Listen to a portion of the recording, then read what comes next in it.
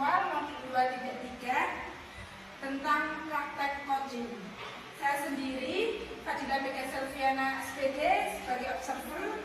Kemudian di samping saya, beliau adalah Bu Ernika Martin SPDI sebagai coach ya. Kemudian di sampingnya beliau Pak Anja Hadi Purnomo SPD sebagai coaching.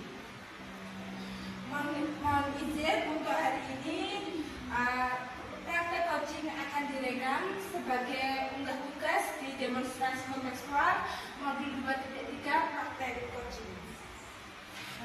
Assalamualaikum warahmatullahi wabarakatuh. Bu Ernika. Waalaikumsalam. Bagaimana Ibu sehat?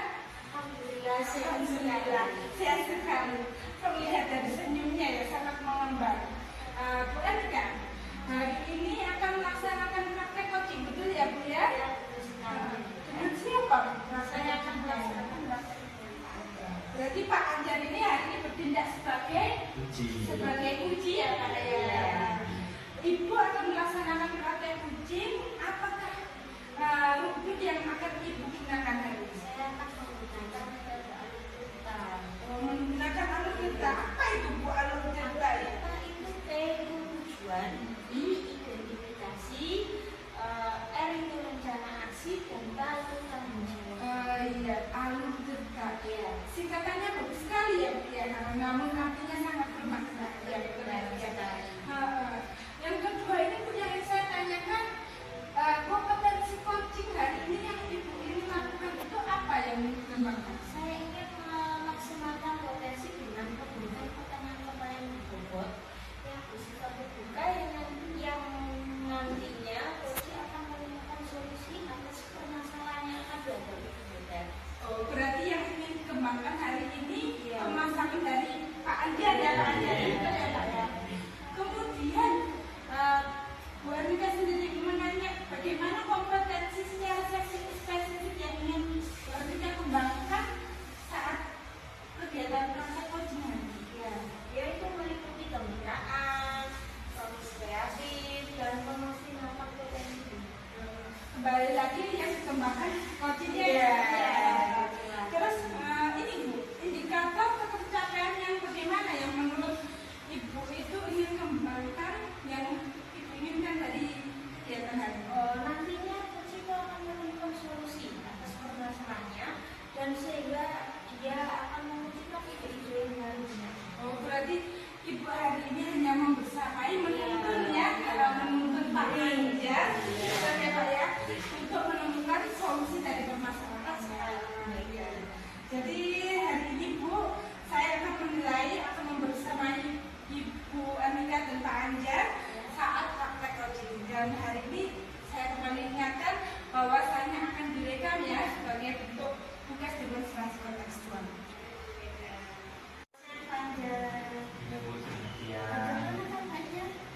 Alhamdulillah Bu, kabar baik hari ini. Tanya kok tidak bersemangatnya ya? Iya Bu, akhir-akhir ini saya juga kurang semangat. Sesuatu yang belajar Bu di pikiran ada sedikit masalah Bu sebenarnya saya ini. Jadi menurut Pak Anjar apa yang diharapkan dari kemarin ini? Ya harapan saya pada obrolan kita berdua ini Bu ya, bahwa ini saya mendapatkan sebuah solusi atau pemecah masalah dari apa yang menjadi ganjalan di pikiran saya Bu. Jadi saya ada di akhir ini, sehingga nanti saya bisa merasa lega dan mendapatkan solusi dari percakapan pada hari ini Bu.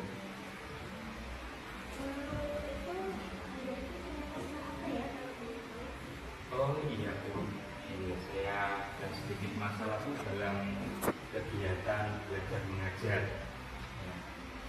Di sini pada saat pembelajaran kok anak-anak itu kurang semangat, kurang antusias Bu dalam pembelajaran.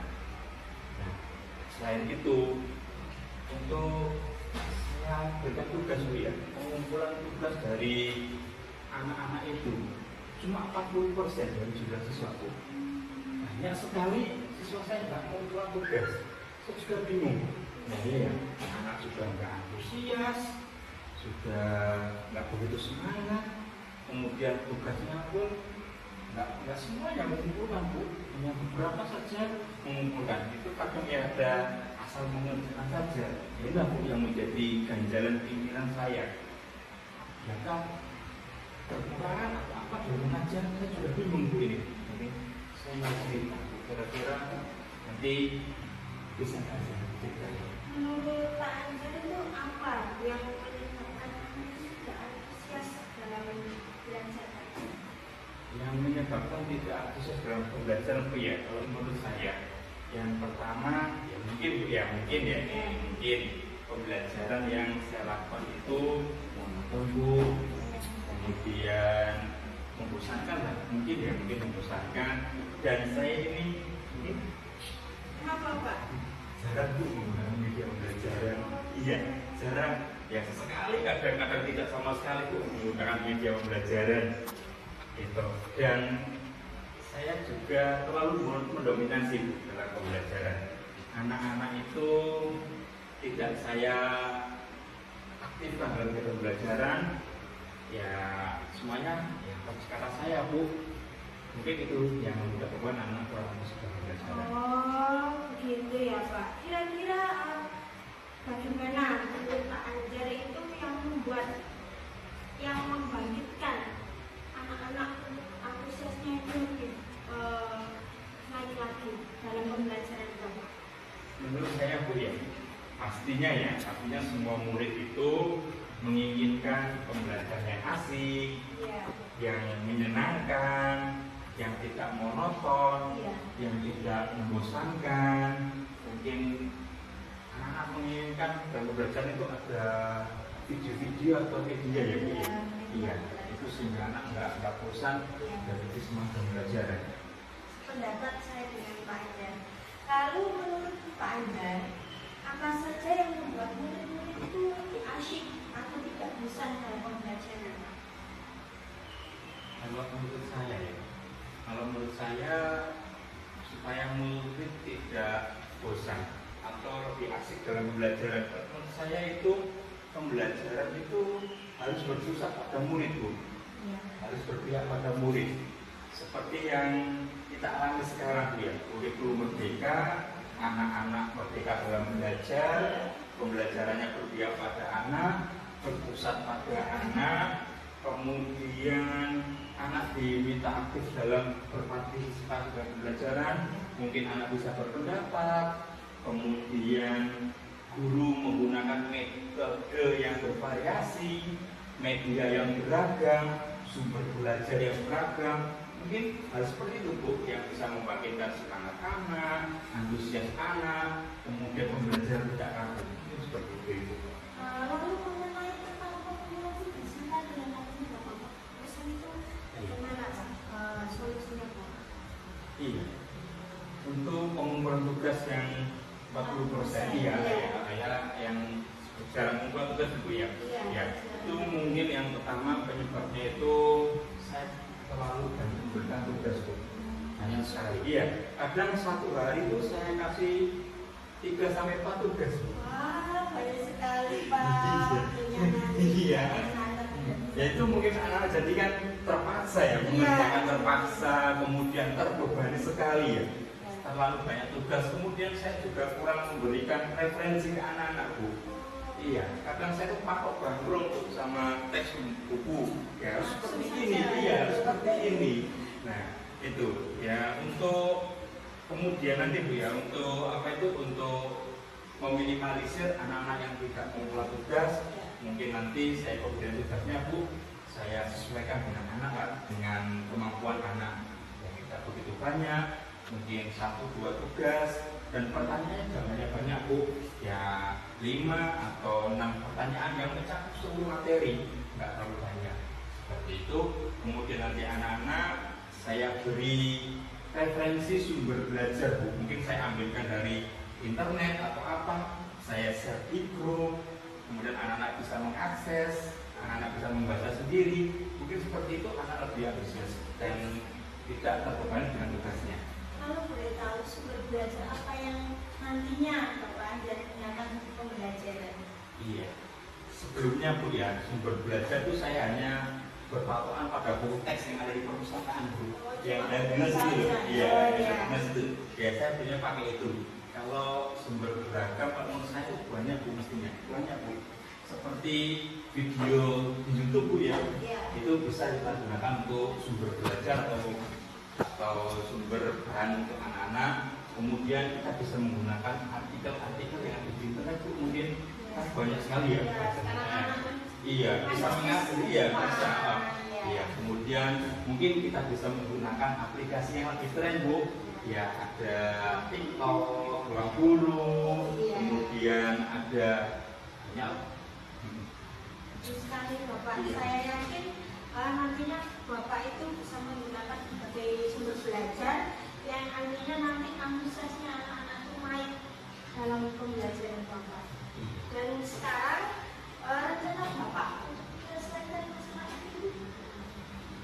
Rencana saya untuk menyelesaikan masalah tadi ya Bu ya. Yang pertama, saya akan merancang pembelajaran yang menyenangkan Bu. Dalam RPP itu nanti akan saya sisipkan metode yang bervariasi. Kemudian saya sisipi media-media yang sesuai dengan tema anak atau materi pada hari itu. Kemudian saya kasih explaining Bu agar anak tidak jenuh dalam pembelajaran. Ya, kemudian saya menggunakan sumber-sumber yang beragam Bu. Nanti bisa saya putarkan video dari YouTube, memanfaatkan LCD proyektor, kemudian bisa menggunakan PowerPoint Bu, kemudian artikel dari internet, kemudian untuk tugas-tugasnya Bu ya, agar tidak membebani anak. Tugas itu nanti akan sesuaikan dengan minat bakat anak. Anak yang berbakat atau berminat menulis, saya kasih tugas untuk membuat rangkuman. Iya, anak yang bermain peran bisa nanti saya suruh membuat drama atau bermain peran dengan temannya. Kemudian anak yang berminat menggambar, nanti materinya atau rangkumannya atau tugasnya berupa gambar Bu, seperti itu. Jadi jika nanti anak mengerjakan sesuai dengan minatnya, anak itu tidak terpaksa lagi. Anak akan dengan sendirinya mengerjakan tugas karena sesuai dengan minatnya. Anak senang mengerjakan, anak sudah tidak terbebani, anak tidak terpaksa lagi mengerjakan Bu. Mungkin seperti itu nanti rencana saya ke depan. Rencana Pak Andi itu memang bagus sekali. Nah, kira-kira rencana Bapak itu apakah bisa untuk menaikkan antusias dalam pembelajaran? Rencana yang akan disusun oleh Pak Andi. Kalau saya kira Bu ya, kalau menurut saya sangat bisa sekali untuk meningkatkan antusias anak, sangat memotivasi anak dalam pembelajaran. Kenapa? Karena dalam pembelajaran nanti belajar yang menyenangkan. Anak-anak belajar sudah senang, ditambah media, metode yang beragam. Kemudian anak-anak bisa bersemangat dalam kegiatan pembelajaran. Nah, tadi tanpa disadari Pak Andi sudah memberikan solusi dalam permasalahan yang Bapak hadapi, ya kan? Iya Bu ya. Iya sih. Tapi sudah dapat solusi, penggunaan media, penggunaan metode, sumber yang beragam, kemudian untuk tugasnya bisa diminimalisir, yang penting mencapai materi Bu ya. Iya Bu. Sekarang komitmen Pak Andi ke depannya, Pak. Komitmen saya ke depan. Iya. Untuk komitmen saya ke depan Bu ya, saya berkomitmen itu untuk membuat rencana pembelajaran yang menyenangkan, terutama RPP-nya Bu. RPP yang menyenangkan, RPP yang berbeda belajar Bu. Yang di sana itu ada metode, ada media, ada kegiatan-kegiatan yang happy lah untuk anak-anak, sehingga anak tidak bosan, anak tidak jenuh, anak-anak tidak tertekan dalam belajar. Itu yang paling penting. Anak-anak tidak tertekan dalam pembelajaran, anak senang dalam pembelajaran. Kemudian yang kedua Bu, saya menggunakan media yang beragam. Saya tidak menggunakan buku teks saja sekarang, tapi saya akan menggunakan PowerPoint, saya akan menggunakan video-video dari YouTube, kemudian saya akan menggunakan artikel-artikel sumber-sumber dari internet agar anak lebih kaya referensinya, sehingga anak lebih senang. Kalau anak sekarang belajar menggunakan gadget Bu ya, mengakses dengan gadget, anak itu senang sekali dengan gadget. Karena apa? Hampir setiap hari anak bermain gadget. Nah, alangkah baiknya gadget itu kita manfaatkan untuk tujuan belajar anak. Kemudian yang selanjutnya dalam pembelajaran saya sisipin games pembelajaran Bu atau ice breaking. Iya, biar seru, biar anak-anak itu kalau sudah jenuh, sudah bosan, kita pecah dengan ice breaking. Iya, biar fresh dalam pembelajaran. Kemudian anak-anak saya aktifkan dalam belajar itu. Saya ikutkan berpartisipasi, berpendapat, kemudian melakukan kegiatan dalam pembelajaran. Dan pembelajaran sekarang saya tidak mendominasi, lebih ke siswa, lebih ke anak nanti yang akan saya aktifkan dalam pembelajaran. Itu nanti sehingga anak bisa lebih termotivasi, lebih antusias lagi, pembelajaran gak kaku, tidak monoton seperti itu. Saya sangat mendukung sekali rencana Pak Anjar ini, bagus sekali, dan mudah-mudahan semuanya lancar dan sesuai harapan Pak Anjar ya. Iya, ya Bu ya, sebelumnya terima kasih Bu untuk waktu luangnya mau mendengarkan keluhan saya. Alhamdulillah Bu, sekarang saya sudah mulai lega, mulai plong. Ya, seperti yang Bu sampaikan tadi, ternyata saya sudah bisa menemukan sendiri jawaban dari masalah saya. Ya ternyata, oh itu iya. Tanpa saya dari Bu, sebelumnya saya seperti apa ya, mau apa? Ya bingung, mau apa? Diapain anak-anak ini? Mau dimarahi kok? Anak orang kan gitu ya Bu ya. Iya. Terima kasih Bu sekali lagi. Jangan bosan-bosan Bu ya, nanti kalau saya ada kegalauan, masalah yang mengganjal, nanti mohon bantuannya lagi ya. Bu, saya mau izin pamit, tidak ada jam ngajar di kelas. Terima kasih. Assalamualaikum Bu. Waalaikumsalam. Alhamdulillah dari kegiatan hari ini ya Bu Ernika sebagai host dan Pak Anjar sebagai puji Ibu sudah berjalan dengan lancar. Jadi praktek hari ini puji sudah berjalan lancar dan alhamdulillah Pak Anjar sudah mendapatkan solusi Pak. Alhamdulillah Bu. Alhamdulillah sudah mendapatkan solusi. Ini untuk yang tadi saya nilai dan saya amati Bu Ernika, saya tadi sudah melihat Pak Anjar ya sebagai puji sudah mendapatkan masalah dan Bu Ernika sebagai coach ya sudah fokus terhadap pengembangan diri Pak Anjar sebagai puji ya. Terus ini saya juga lihat ini Pak Anjar sebagai puji juga sama-sama Bu Ernika sebagai coach sama-sama bersikap terbuka dan sama-sama ingin tahu terhadap masalah yang ada. Kemudian Pak Anjar sebagai puji ini juga memiliki kesadaran diri yang kuat terhadap apa? Pengembangan dirinya. Kemudian untuk sama-sama Pak Anjar dan Bu Ernika sama-sama mampu melihat peluang untuk masa depan. Tentunya untuk pengembangan diri yang lebih baik. Ini tadi selanjutnya ini adalah rubrik penilaian yang sudah saya amati selama proses berjalannya coaching tadi ya Bu ya. Akan saya bacakan di kelas supervisi. Bu Ernika tadi sudah mampu mendiskusikan rubrik penilaian kecakapan coaching sudah dilakukan dan sudah sesuai dengan prinsip betul ya Bu ya.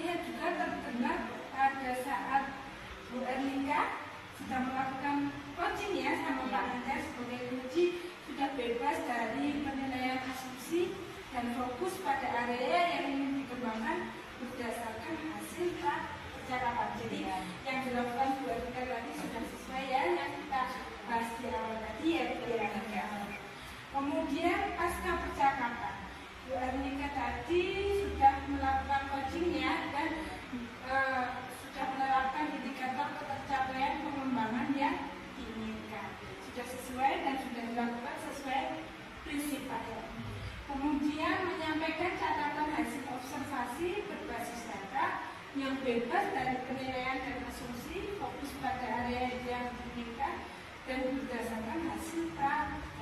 Sudah ya Pak ya? Iya, Bu. Sudah. Iya. Lancar ya Pak tadi ya? Lancar. Sudah mendapatkan. Mendapatkan permasalahannya juga teratasi, Bu. Alhamdulillah, bagaimana Pak perasaannya? Sekarang ini bebannya berkurang, Bu. Berarti sudah plong. Udah lega ya Pak? Iya. Nah, untuk Bu Erlika sendiri tadi berarti selama coaching ini saya lihat sudah menuntun Pak Anja untuk mendapatkan solusi masalah. Kemudian ini menanyakan kompetensi apa lagi yang ingin dikembangkan berdasarkan hasil melakukan coaching juga sudah terlihat dan sesuai dengan prinsip. Nah, sekian observasi hari ini ya Bu Erlika. Terima kasih Pak Anja juga waktu saya. Alhamdulillah praktek coaching hari ini juga berjalan dengan lancar dan alhamdulillah juga sudah mendapat